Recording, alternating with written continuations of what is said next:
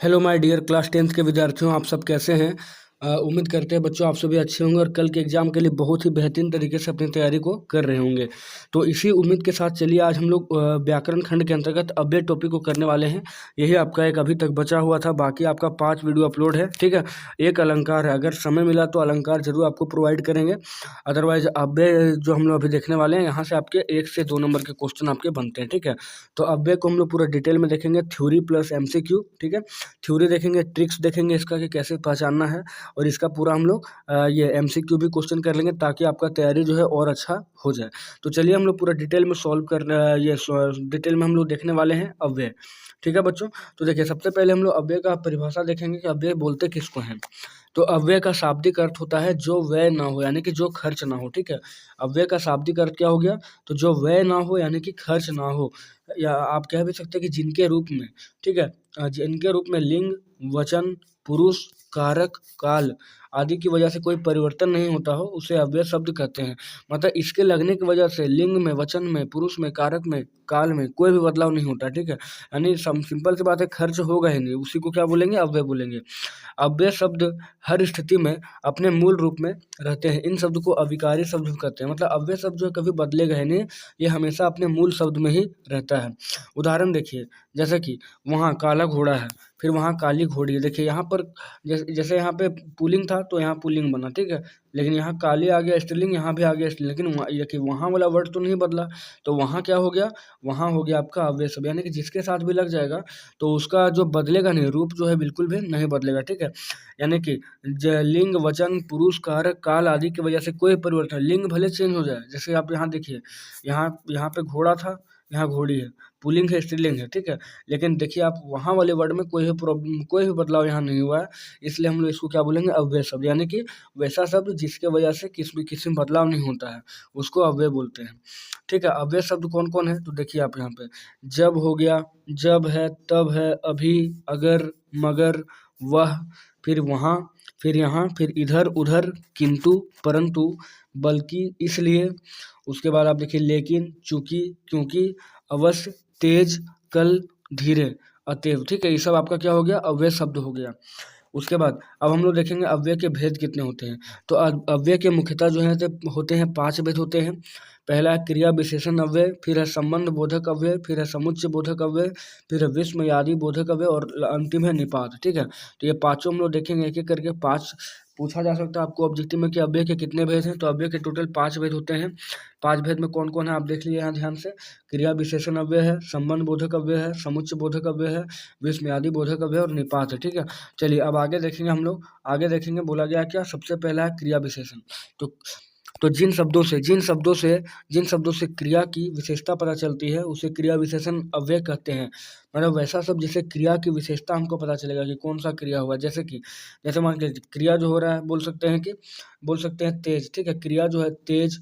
अब जैसे तेज बारिश हो रही है, यानी कि क्रिया क्या हो रही है, बहुत तेज।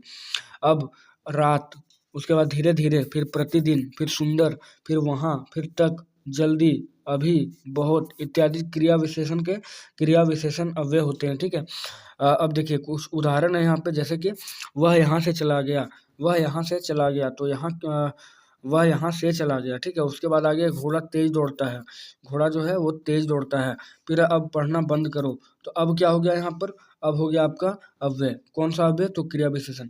फिर तुम वहाँ क्या कर रहे हो, तो वहाँ लग गया है। ठीक है, तुम वहाँ क्या कर रहे हो, तुम वहाँ क्या कर रहे हो, वहाँ। ठीक है, वह यहाँ, तो यहाँ हो गया। ये सब वर्ड क्या हो गया, तो क्रिया विशेषण अव्यय हो गया। फिर आगे देखेंगे क्रिया विशेषण के भेद। तो क्रिया विशेषण के भी 5 भेद होते हैं, और ये आपको जानना बहुत जरूरी है, क्रिया विशेषण। ठीक है, तो क्रिया विशेषण के 5 भेद कौन है, सबसे पहला है कालवाचक क्रिया विशेषण।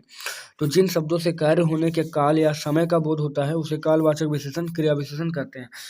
मतलब वैसा अव्यय शब्द या वैसा शब्द जिसके होने से, जिससे शब्द से कार्य होने के काल का या समय का, मतलब कौन सा समय में काम हुआ, कौन सा काल में काम हुआ। ठीक है, जैसे कि शाम को हुआ या रात को हुआ या फिर परसों हुआ, कल हुआ, इस टाइप का अगर बात आएगा तो उसको हम लोग बोलेंगे कालवाचक। जैसे कि आज, कल, परसों, अब, जब, कब, फिर प्रातः, फिर प्रतिदिन, फिर तत्काल, फिर तुरंत, फिर निरंतर, रात भर, उसके बाद है घड़ी घड़ी, सदा, लगातार और हमेशा। ये सब अगर वर्ड मिल जाए आपको तो आप समझ लीजिएगा कि क्या है, वो क्रिया विशेषण है। और क्रिया विशेषण में भी किसका भाग है, तो कालवाचक का। ठीक है, कालवाचक का है। जैसे उदाहरण में क्या, सीता कल जाएगी, वह प्रतिदिन पढ़ता है, दिन भर वर्षा होती है, सब आपका कालवाचक हो गया। फिर सेकंड है स्थानवाचक। तो जो शब्द क्रिया के स्थान का बोध कराता है उसे स्थानवाचक अव्यय कहते हैं।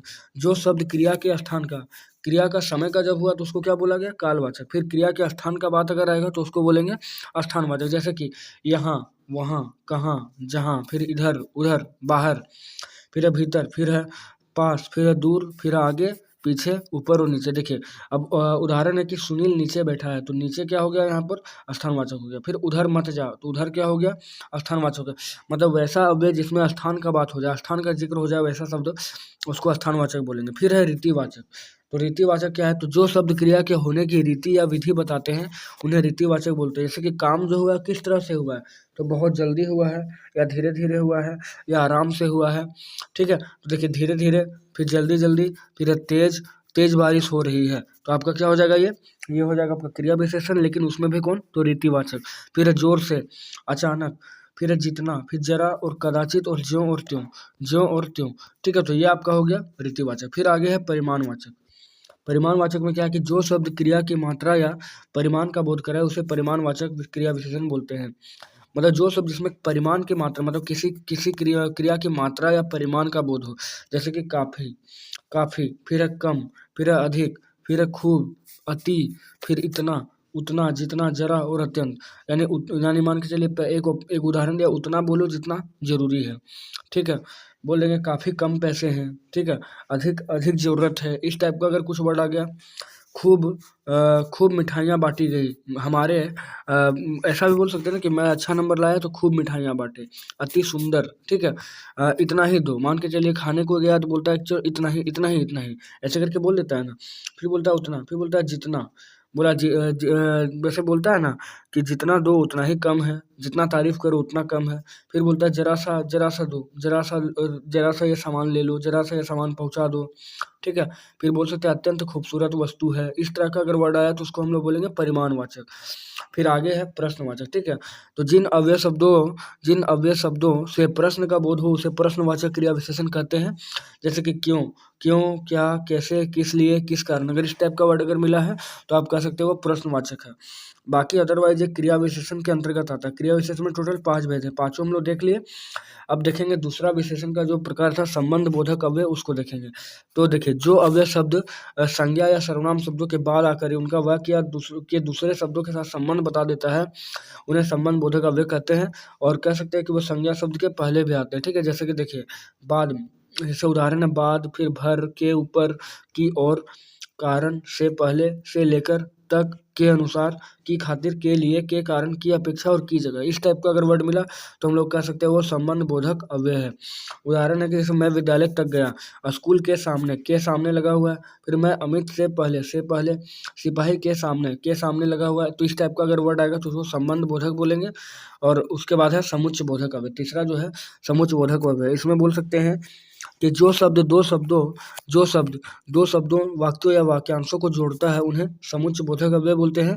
इन्हें योजक भी कहा जाता है। ठीक है, यह शब्द दो वाक्यों को आपस में क्या करता है, तो जोड़ने का काम करता है। ठीक है, जैसे कि और आ जाएगा, एवं आ जाएगा, तथा आ जाएगा, या आ जाएगा, अथवा, किंतु, परंतु, की, लेकिन, उसके बाद क्योंकि, ताकि, अतः, इसलिए, उसके बाद बोल सकते हैं हम लोग पर, लेकिन, इस कारण, चाहे, आदि, यानी, उसका तथापि और मानो। ये सब अगर आ गया तो हम लोग बोलेंगे वो समुच्चय बोधक अव्यय। उदाहरण देखिए, सूरज निकला और पक्षी बोलने लगे, तो और यहाँ पर क्या हो जाएगा, समुच्चय बोधक।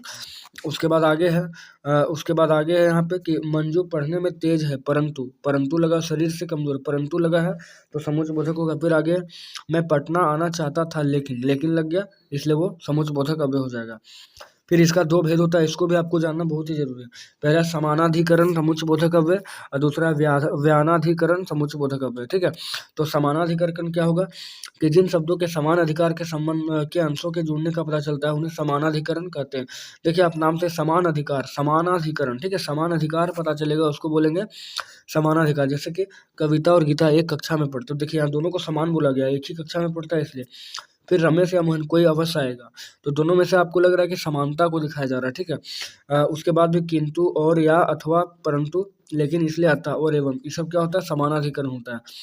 फिर है व्याधिकरण, तो जिस किसी वाक्य के एक या अधिक जो पद किसी वाक्य के एक या अधिक आश्रित उपवाक्य को जोड़ता है वह व्याधिकरण समुच्चयबोधक अव्यय कहलाता है। जैसे कि चूंकि, इसलिए, यद्यपि, तथापि, क्योंकि, यहाँ तक कि, जिससे कि, ताकि, यदि और यानी। ठीक है, ये सब अगर वर्ड मिल गया तो कह सकते हैं कि वह व्याधिकरण समुच्चयबोधक अव्यय है।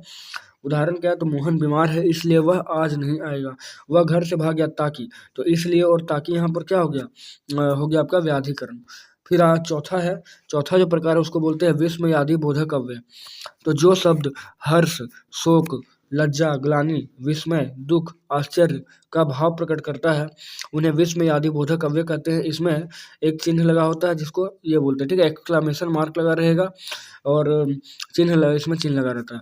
देखिए सब उदाहरण क्या है, तो वाह क्या स्वाद, क्या बात है, वाह क्या स्वाद, आहा क्या स्वाद है, अरे तुम यहाँ कैसे, बाप रे बाप इतना बड़ा सांप, फिर हे भगवान हमारी सहायता करो। इस टाइप का वर्ड मिलेगा आपको। वर्ड भी यहाँ देते, देखिए अरे दिया रहेगा, अरे, फिर बाप रे, फिर हे, फिर ओहो, फिर क्या, फिर बोलेगा सच, उसके बाद सच, ये सब आपका क्या हो गया, आश्चर्य के लिए हो गया, आश्चर्य का बोध करा दिया। फिर आहा, फिर अच्छा, शाबाश, वाह वाह, धन्य धन्य धन्य, ये सब खुशी का वर्ड, खुशी के लिए कराया गया है। फिर हाय हाय, बाप रे, हे राम, ये सब शोक बताया गया, शोक को बताया गया, दुख का बात को बताया गया। फिर आगे छी छी, धिक, दूर दूर, हरे हरे, फिर बोलता है राम राम, फिर बोलता है धत, फिर बोलता है थू थू, ये सब घृणा और तिरस्कार के लिए वर्ड है। तो ये सभी क्या है, विस्मयादि बोधक है। फिर आगे है अंतिम जो है उसको बोलते हैं निपात। ठीक है, निपात, तो वे अव्यय सब जो वाक्य में किसी शब्द के बाद लगकर उसके अर्थ में विशेष प्रकार का बल देता है, मतलब किसी वाक्य में लगेगा। ठीक है, शब्द के बाद लगेगा और विशेष प्रकार का बल दे देगा, उसे निपात बोलेंगे। जैसे कि देखिए क्या बोला गया, जैसे इसका निपात का वर्ड कौन कौन है, ही है, फिर भी है, फिर तो है, फिर तक है, फिर मात्र है और भर है। ये सब वर्ड मिल जाएगा, आप समझ जाइएगा क्या है, वहाँ पे निपात है। जैसे कि आनंद आज ही घर जाएगा, तो ही लग गया है।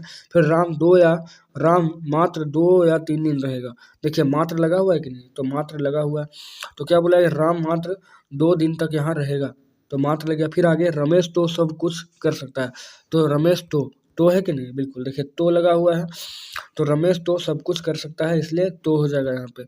तो ये रहा आपका पूरा थ्योरी का क्लास रहा, जिसमें हम लोग अव्यय को डिटेल में देखे, उदाहरण के साथ प्लस परिभाषा के साथ। अब हम लोग कुछ ऑब्जेक्टिव क्वेश्चन लगाएंगे जिससे तैयारी जो है और मजबूत हो जाए, और कोई भी एग्जाम के लिए theory plus MCQ plus practice tricks बहुत ही इंपॉर्टेंट होता है। तो चलिए हम लोग अभी देखते हैं कि कौन कौन सा ऑब्जेक्टिव क्वेश्चन इस चैप्टर से, इस टॉपिक से बन सकता है जो आपके एग्जाम के लिए इंपॉर्टेंट है। तो चलिए देखते हैं ऑब्जेक्टिव क्वेश्चन। तो क्या बोला गया कि जिन शब्दों के रूप में लिंग, ठीक है, लिंग, वचन, काल, क्रिया, कारक आदि के कारण कोई परिवर्तन नहीं होता उन्हें अव्यय कहते हैं। अव्यय को दूसरे किस नाम से जाना जाता है, तो अव्यय को दूसरा जो है अविकारी शब्द भी बोला जाता है, आपको पढ़ाते समय ही बोले थे थ्योरी में। फिर आगे समुच्चयबोधक अव्यय के 2 प्रमुख भेद कौन कौन से हैं, तो समुच्चयबोधक व अव्यय के कौन है, समानाधिकरण और व्याधिकरण। ठीक है, समानाधिकरण और व्याधिकरण। फिर आगे और एवं, या, परंतु, ताकि, इसलिए, लेकिन इत्यादि किस प्रकार के अव्यय में आते हैं, तो देखिए समुच्चयबोधक अव्यय में आता है। समुच्चयबोधक अव्यय एक बार देख लेते हैं हम लोग। ठीक है, समुच्चयबोधक अव्यय में क्या बोला है, देखिए और, एवं, तथा, या, अथवा, किंतु, परंतु, क्योंकि, लेकिन। ठीक है, ये सब किस में आता है, तो समुच्चयबोधक अव्यय में आता है।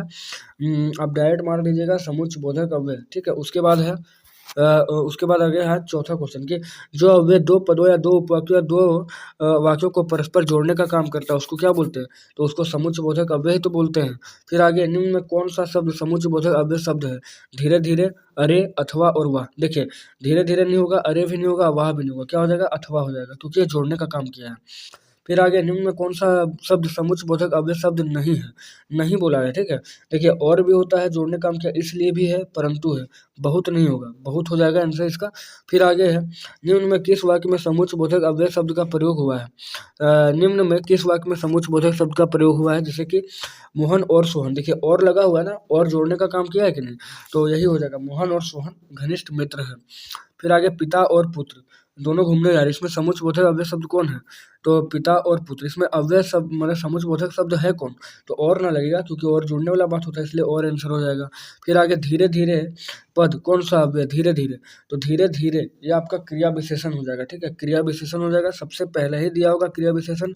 अब देखिए सबसे पहला क्रिया विशेषण, ठीक है, यहाँ आपको पता चल जाएगा धीरे धीरे। देखिए सारा उदाहरण के लिए आप ध्यान से देख लीजिएगा, आपका सारा काम हो जाएगा, ठीक है। धीरे धीरे क्या है, तो क्रिया विशेषण है। उसके बाद आगे क्वेश्चन है, आगे क्वेश्चन, रात हो गई लेकिन तारे नहीं निकले, तो लेकिन क्या है यहाँ पर, तो लेकिन समुच्चय बोधक अव्यय है। फिर आगे बोला गया है, फिर आगे बोला गया कि अभी से ही खूब परिश्रम करो, अभी से ही खूब परिश्रम करो, खाली स्थान परीक्षा में प्रथम आओ। तो क्या हो जाएगा, अभी से खूब परिश्रम करो ताकि परीक्षा में प्रथम आओ, ठीक है, ताकि परीक्षा में प्रथम आओ। फिर आगे आगे उसकी हालत डैश खराब है, सही अव्यय पद को चुने, तो उसकी हालत क्या है, तो ऑप्शन दिया बहुत खराब, नहीं, फिर सही या लेकिन, तो उसकी हालत बहुत ही खराब है। फिर बालक चांद की ओर देख रहा है, ठीक है, आपको एक बार आप देखेंगे तो आपको समझ में आ जाएगा। फिर आगे है, निम्न में से किस वाक्य में समुच्चय बोधक अव्यय शब्द का प्रयोग हुआ है, तो उसकी हालत बहुत खराब है। फिर राम और श्याम भाई है। फिर वाह कैसा सुंदर दृश्य है, बालक चांद की ओर देख रहा है, तो यहाँ पर क्या हो जाएगा, उसकी हालत बहुत खराब है, ये आपका हो जाएगा समुच्चय बोधक अव्यय का प्रयोग हुआ है। अब आगे देखते हैं, कुछ इंपॉर्टेंट क्वेश्चन है, तो समुच्चय बोधक अव्यय से कुछ क्वेश्चन, जैसे कि देखिए सीता खाली स्थान गीता दोनों कार्यक्रम देखने गए, तो क्या हो जाएगा, सीता और गीता, ठीक है, सीता और गीता हो जाएगा इसका सही आंसर, सीता और गीता। फिर है सभ्यता और संस्कृति, आगे हमें अपनी सभ्यता और संस्कृति पर गर्व है, रमेश और अजय बहुत अच्छे दोस्त हैं। फिर राम और लक्ष्मण में अतः स्नेह था। फिर आगे है आलू, तो आलू और गोभी सब्जियों का उदाहरण है, ये और नहीं होगा बल्कि हो जाएगा आलू तथा गोभी। फिर संदीप ने कड़ी मेहनत की और सफल हुआ। फिर आगे भाई और बहन में अटूट प्रेम है, पिता और पुत्र या पिता एवं पुत्र घूमने जा रहे हैं। नेक्स्ट है, खूब मन लगाकर पढ़ो ताकि परीक्षा में क्या हो, प्रथम आओ, ठीक है। और भी बोल सकते हैं आप, उषा बहुत तेज दौड़ी लेकिन प्रथम नहीं आ सकी, उषा बहुत तेज दौड़ी लेकिन प्रथम नहीं आ सकी। फिर आगे है, बेशक उसने पैसा कमाया परंतु रहा कंजूस। फिर आगे, तुम सभी वहां जा सकते हो किंतु मैं नहीं जा सकता। उसके बाद आगे बोला गया है कि वह बहुत सुशील है इसलिए मुझे क्या है, पसंद है। मैं व्यस्त था इसलिए तुम्हारे घर नहीं आ सका। फिर आगे, रात बढ़ गई आज यहाँ रही, रात बढ़ गई इसलिए आज यहाँ रही। तो ये सब सारा क्या हम लोग पढ़ रहे थे, सारा पढ़ रहे समुच्चय बोधक अव्यय, ठीक है। आगे, थोड़ी तेज चलो अथवा अन्यथा बस नहीं पकड़ पाओगे, तो सब सारा क्वेश्चन क्या है यहाँ पर, समुच्चय बोधक अव्यय। फिर आगे देखिए संबंध बोधक देखेंगे, तो सुरेश बाजार की ओर गया, बच्चा चांद की ओर देख रहा है। फिर विद्यार्थी अध्ययन के बिना सफल नहीं हो सकते, सम्मान के बिना जीना क्या है, बहुत ही बेकार है। फिर आगे, आज धन के बिना कोई नहीं पूछता, अच्छे चरित्र के बिना जीवन क्या निरर्थक है। फिर पेट्रोल के बिना गाड़ी नहीं चल सकती। आगे देखें क्रिया विशेषण। अब देखिए क्रिया विशेषण में हम लोग को चारों दे देगा कौन, कालवाचक, स्थानवाचक और अन्य क्रिया विशेषण, ठीक है, परिमाणवाचक, ये सब शब्द दे देगा। तो घर के निकट क्या मैदान है। फिर विद्यालय मेरे घर के निकट या पास है। फिर मेरा विद्यालय पास या निकट है। फिर परीक्षा भवन में अगल बगल झांकना क्या मना है। तुम उधर जाओ। आपको ये सब चार को ऑप्शन मिलेगा, आराम से आप वहाँ पर मान के चलिए, आप क्वेश्चन को फिट करके देखिएगा, जो आपका सूटेबल लगेगा वही आंसर सही हो जाएगा। पता नहीं वह कब और कहाँ चला गया। अनुराग कब विद्यालय जाता है, ठीक है, इस तरह का अगर वर्ड मिल जाए तो उसको हम लोग बोलेंगे क्या, संबंध बोधक अव्यय है।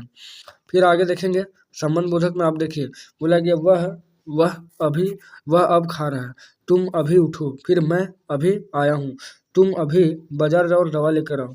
तुम्हें अब काम करने की आदत सी पड़ गई है। फिर उसकी हालत बहुत खराब है, दिन धीरे धीरे ढल रहा है, हवा बहुत धीरे बह रही है, ठीक है, इस टाइप का वर्ड मिलेगा तो आप समझ जाइएगा कि क्या है वहाँ पर। तो वहाँ पर है कौन सा, तो क्रिया विशेषण अव्यय, ठीक है, क्रिया विशेषण अव्यय। फिर आगे देखेंगे धीरे धीरे बोलो, कोई सुन ले, धीरे धीरे बोलो कोई सुन लेगा। फिर अब वह काफ़ी नाच लेता है, वहाँ पर कोई है, तुम्हें यह काम नहीं करना चाहिए, रात हो गई लेकिन तारे नहीं निकले। अब हम लोग विस्मयादी बोधक देख लेंगे, सबसे इंपॉर्टेंट है ये वाला, ठीक है। और इसमें आपको पता है एक्सक्लेमेशन मार्क लगा रहेगा, तो आप देखिए शाबाश तुमने क्या सफलता पाई, फिर है तुम, वाह तुमने बहुत अच्छा काम किया, शाबाश तुमने बहुत अच्छा काम किया, फिर हाय अब मैं क्या करूं, क्या हो गया, हाय क्या हो गया, फिर वाह कितना सुंदर दृश्य है, फिर क्या छक्का मारा, वाह क्या छक्का मारा है, वाह कितनी सुंदर झील है, फिर काश आज वर्षा होती। ये क्वेश्चन आपका रिपीटेड है, आज काश आज वर्षा होती। तो इस तरह का बात अगर आए विस्मयादि बोधक अव्यय में आपको क्या बताए थे कि जब आपको क्या हो जाए, जब आपको घृणा हो जाए, ठीक है, जो शब्द हर्ष शोक घृणा दुख ग्लानि इत्यादि का बोध कराए उसको हम लोग बोलेंगे विस्मयादि बोधक। फिर इधर आपका था समुच्चय बोधक, फिर नेक्स्ट संबंध बोधक था, उसके बाद था आपका क्रिया विशेषण, ठीक है, और एगो था आपका ये संबंध बोधक, ठीक है। तो कुल मिलाकर हम लोग पूरा अव्यय को देख चुके हैं, प्रैक्टिस भी कर लिए एमसीक्यू क्वेश्चन। तो उम्मीद करेंगे बच्चों आप सभी को ये वीडियो अच्छा लगा होगा। तो अगर आपको एक बार में समझ नहीं आता तो 2 बार में देखिए, और तीसरा बार में तो पक्का आ जाएगा, 3 बार में देख लीजिए, और तीसरा बार में आप पूरा स्पीड करके भी इसको देख सकते हैं, ठीक है। तो चलिए आपसे मिलते हैं नेक्स्ट वीडियो में, और कल के लिए बेस्ट ऑफ लक आपका एग्जाम के लिए। चलिए मिलते हैं नेक्स्ट वीडियो में, जय हिंद।